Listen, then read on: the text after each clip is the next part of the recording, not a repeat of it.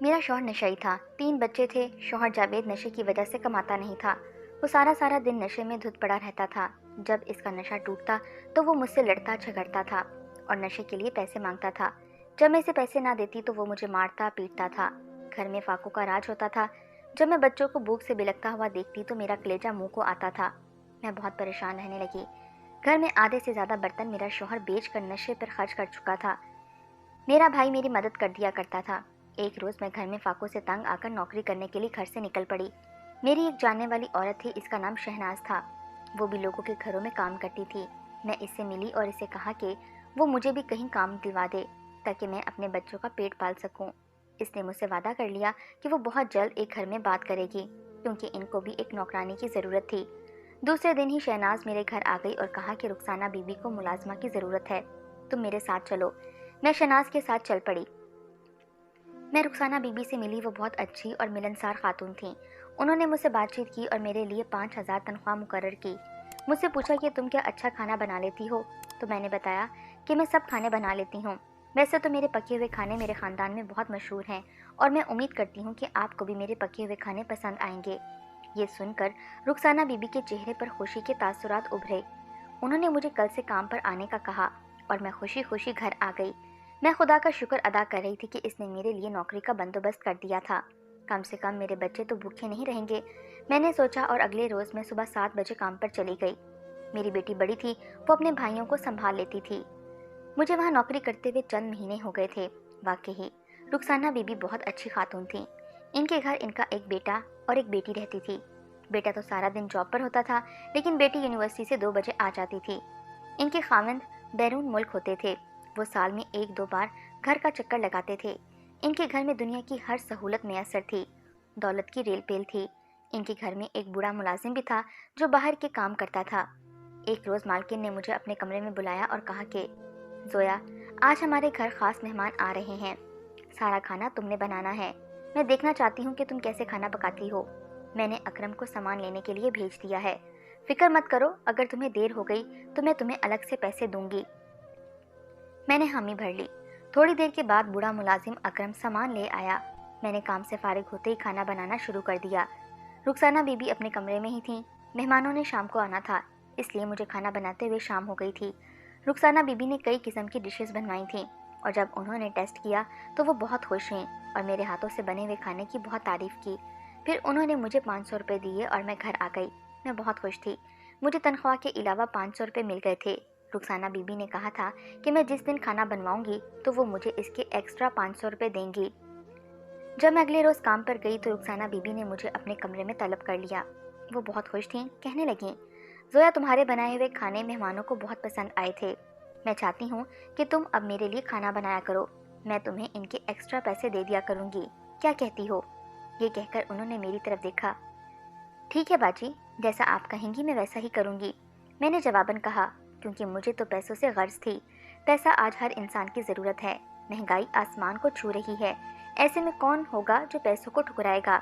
Rukhsana be be نے کہا کہ تم کام کر لو، میں سامان منگوا لیتی ہوں، میں نے جو کچھ بنوانا ہے۔ رخسانہ بی بی نے دوپہر تک مختلف ڈشوں کا سامان منگوا لیا اور وہ خود بھی میرے ساتھ مل گئیں۔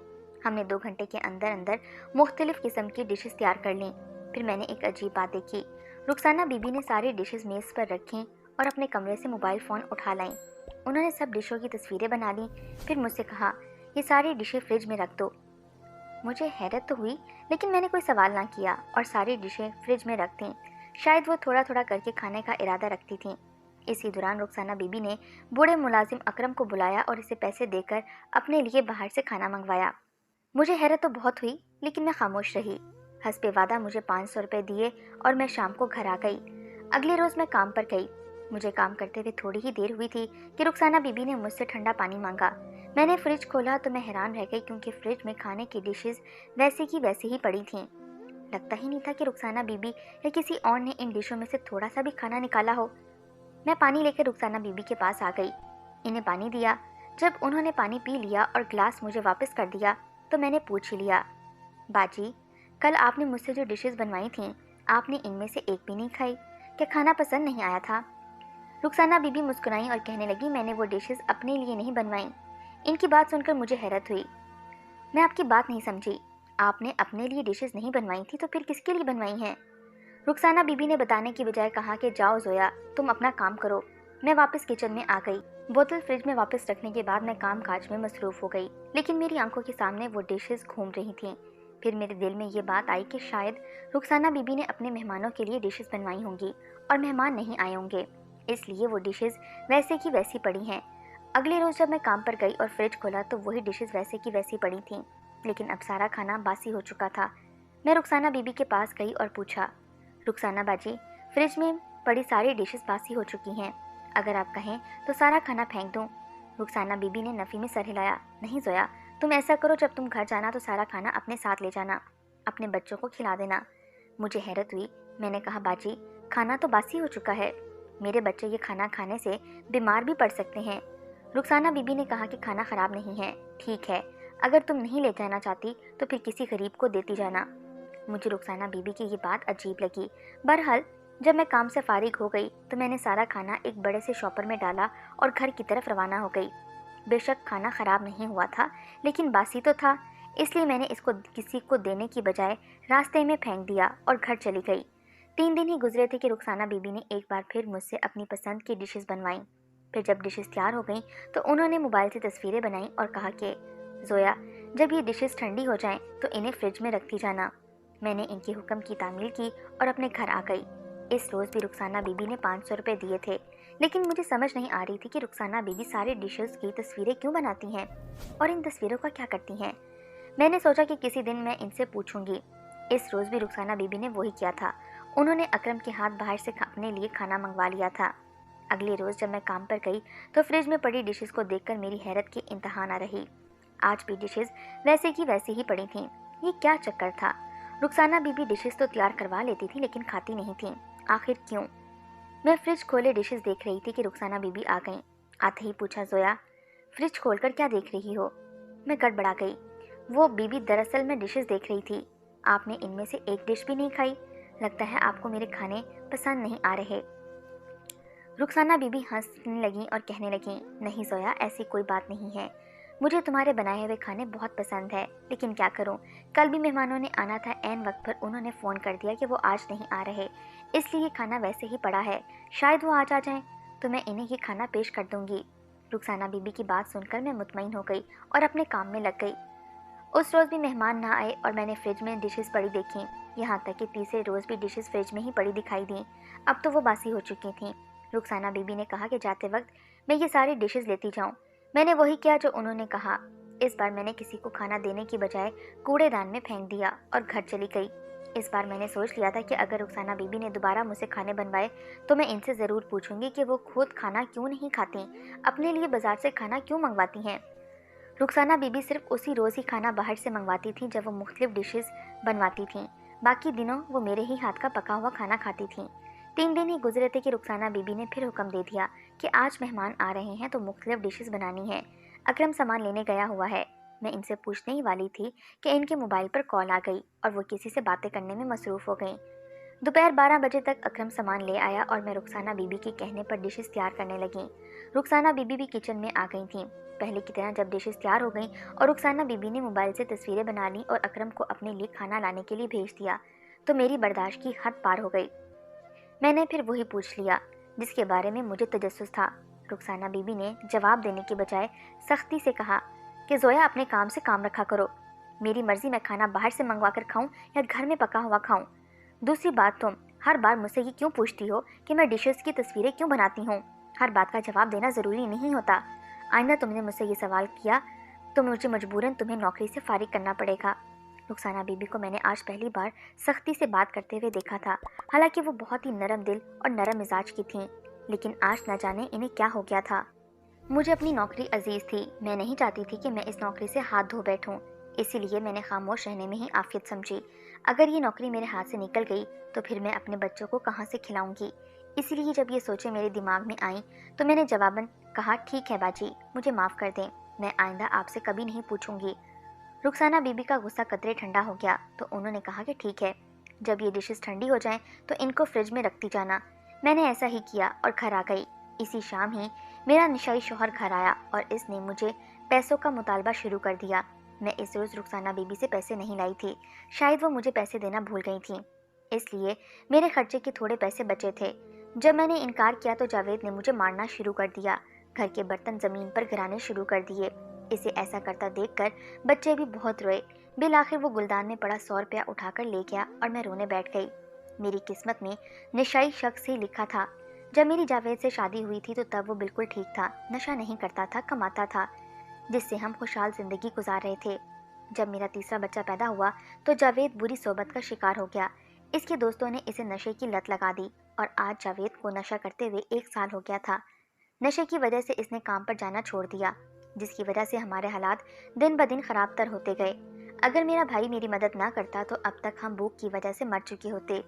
मैंने इस रोज़ के बाद रुखसाना बीबी से दोबारा डिशों के हवाले से पूछना छोड़ दिया था। हालांकि इसके बाद भी उन्होंने मुझसे कई डिशेस बनवाई थीं और अगले रोज़ मैं इन डिशों को फ्रिज में पड़ा देखती थी। फिर जब तीसरे रोज़ वो बासी हो जाती तो मुझे ले जाने का कह देती। एक दिन रुखसाना बीबी की बेटी मरियम की पसंद की डिश बन रही थी और नमक ख़त्म हो गया। मैं रुखसाना बीबी के कमरे में गई तो मैंने इन्हें मोबाइल पर मसरूफ़ देखा। इनके चेहरे पर मुस्कुराहट थी, वो बड़ी खुश नज़र आ रही थीं। खुद से कह रही थीं कि रुखसाना, अगर इसी तरह चलता रहा तो तुम एक दिन बहुत मशहूर हो जाओगी। मुझे इनकी बात समझ में नहीं आई थी कि वो ऐसा क्या काम कर रही थी जिससे वो मशहूर हो जाएंगी। रुखसाना बीबी की नज़र जब मुझ पर पड़ी तो वो चुप हो गई और मुझसे पूछा, क्या बात है ज़ोया, क्यों आई हो? मैंने बताया कि बाजी वो नमक ख़त्म हो गया है, मंगवा दें। रुखसाना बीबी ने अकरम से कहकर नमक मंगवा दिया। काम करते वक्त मेरे दिमाग में रुखसाना बीबी के अल्फाज गूंज रहे थे। मुझे भी मशहूर होने का बहुत शौक तो था, लेकिन मैं पढ़ी लिखी नहीं थी, ना ही मुझे सोशल मीडिया इस्तेमाल करना आता था। जब शऊर की दुनिया में दाखिल हुई तो अपने इर्द गिर्द गुर्बत ही पाई। अम्मा ने बड़ी मुश्किल से पाला पोसा था और जवान होते ही मेरी जावेद से शादी कर दी थी। मैं ये जानने के लिए बेचैन थी कि रुखसाना बीबी कैसे मशहूर होती हैं। एक ख्याल आया कि शायद वो टीवी ड्रामों में काम करना चाह रही होंगी। दूसरा ख्याल आया कि शायद वो फिल्मों में आ रही हों। मेरी समझ में नहीं आ रहा था कि रुखसाना बीबी से कैसे पूछूं। ऐसा ना हो कि वो फिर मुझसे नाराज़ हो जाएं या बुरा मना ले। वो मुझे नौकरी से भी बेदखल कर सकती थीं, इसलिए मैंने चुप रहने में ही बेहतरी समझी और तजस्सुस के बावजूद भी ना पूछ सकी। सोचा कि अगर वो टीवी ड्रामों या फिल्मों में आएंगी तो मुझे खुद ही पता चल जाएगा। हमारे घर टीवी नहीं था, लेकिन बच्चे काफ़ी दिनों से फरमाइश कर रहे थे कि हमारे घर टीवी हो। अभी मेरे पास इतने पैसे नहीं थे कि मैं टीवी खरीद सकती। इसके बाद केबल लगवाती और हर माह केबल की फ़ीस भरती। बच्चे साथ वाले घर में टीवी देखने चले जाते थे। कभी कभार मैं भी जब बोरियत का शिकार होती तो ड्रामा देखने चली जाती थी। रुखसाना बीबी के घर भी टीवी था जो ड्राइंग रूम में पड़ा हुआ था। इनके अपने कमरे में दीवार पर एक बड़ी सी एलईडी लगी हुई थी। मैं अक्सर दोपहर को कमरे में जाती तो वो एलईडी पर ड्रामा देख रही होती थी। एक दिन जब मैं काम पर गई तो रुखसाना बीबी ने कहा, ज़ोया, आज हमारे घर खास मेहमान आ रहे हैं, इसलिए तुमने अच्छा सा खाना बनाना है।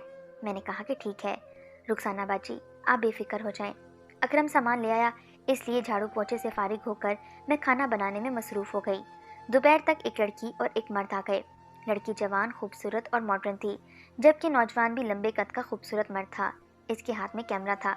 मैंने लड़की के हाथ में भी माइक देखा।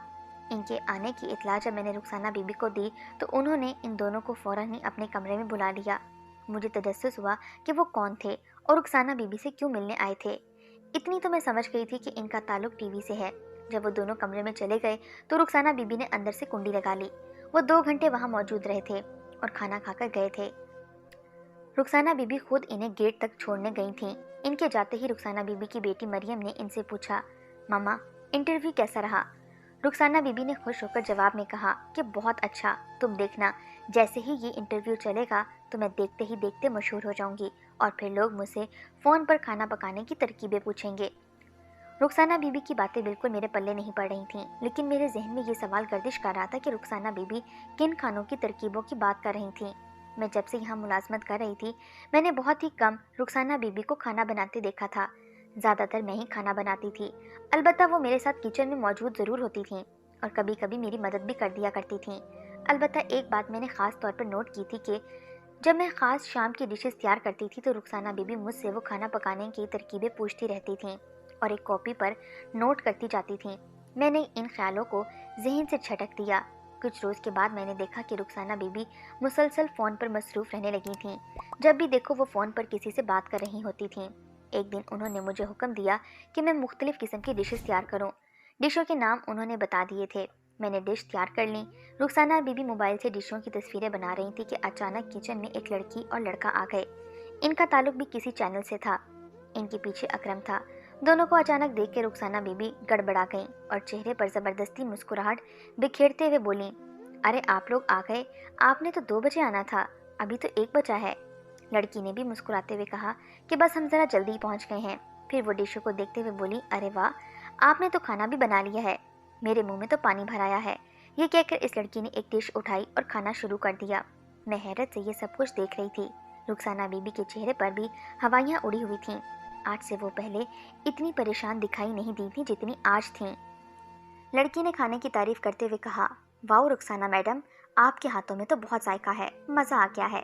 फिर इसने अपने साथी से कहा कि नुमान तुम भी खाओ ना। नुमान ने भी खाना टेस्ट किया तो वो भी रुखसाना बीबी की तारीफ किए बगैर ना रह सका और मैं दंग नज़रों से रुखसाना बीबी की तरफ देख रही थी, जो कभी मुझे देखती तो कभी डिशों को।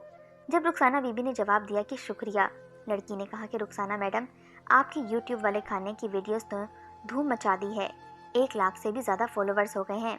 क्या ख्याल है आपका, यहीं इंटरव्यू ना कर लिया जाए, आप खाना भी बना रही हैं। रुखसाना बीबी ने सर हिला दिया और फिर वो इंटरव्यू देने में मसरूफ़ हो गई। नौजवान लड़का इनकी वीडियोस बना रहा था और मैं कोने में खड़ी हैरत से दंग ये सब कुछ सुन रही थी। मेरे रोंगटे खड़े हो गए। सारी डिशेस मैंने तैयार की थीं और तारीफ़ें रुखसाना बीबी समेट रही थीं। फिर रुखसाना बीबी इस लड़की और नौजवान को अपने कमरे में ले गई और मेरे मुंह से ठंडी सांस निकल आई। सारी बात मेरी समझ में आ चुकी थी कि रुखसाना बीबी मेरी बनाई हुई डिशों की तस्वीरें इसलिए बनाती थीं कि वो इनकी वीडियो बनाकर यूट्यूब चैनल पर डालती थीं। इन वीडियो में वो लोगों को खाना बनाने की तरकीबें बताती थीं और लोग इनकी वीडियोस को पसंद करते थे। लोग इन्हें फ़ोन करके इनसे खाना बनाने की तरकीबें भी पूछते थे। मुझे बेहद दुख हुआ था क्योंकि बेशक सामान रुखसाना बीबी का ही होता था, लेकिन मेहनत तो मेरी ही होती थी और इसका सारा क्रेडिट रुखसाना बीबी ले जाती थी। जब टीवी चैनल वाले चले गए तो रुखसाना बीबी ने मुझे अपने कमरे में बुलाया। इनके चेहरे पर शर्मिंदगी के तासुरात थे। उन्होंने मुझे अपने पास बिठाया और बोली, जोया, मैं जानती हूँ कि सब जानकर तुम्हें बेहद अफसोस हुआ होगा, लेकिन मैं मशहूर होना चाहती थी। जब तुमने मुझे बताया कि तुम खाने बहुत अच्छे बना लेती हो तो मैंने अपना चैनल बना लिया था और सारी तस्वीरों की वीडियो बनाकर चैनल पर शेयर कर देती थी। तुम मेरे लिए काम करती रहो, मैं तुम्हें इसके पैसे देती रहूँगी। मेरे पूछने पर रुखसाना बीबी ने बताया कि मैं वो डिशेस इसलिए नहीं खाती थी क्योंकि मुझे मिर्चें खाना मना है, इसलिए मैं बाज़ार से खाना मंगवा लेती थी। मैं सोचती हूँ कि अमीर लोग शोहरत हासिल करने के लिए क्या कुछ करते हैं। मेहनत किसी की और की होती है और सारा क्रेडिट वो ले जाते हैं। काश अमीर लोग किसी की मेहनत पर हाथ साफ करने से पहले सोच लें कि ऐसा करने से क्या इनका ज़मीर मुतमईन हो जाता।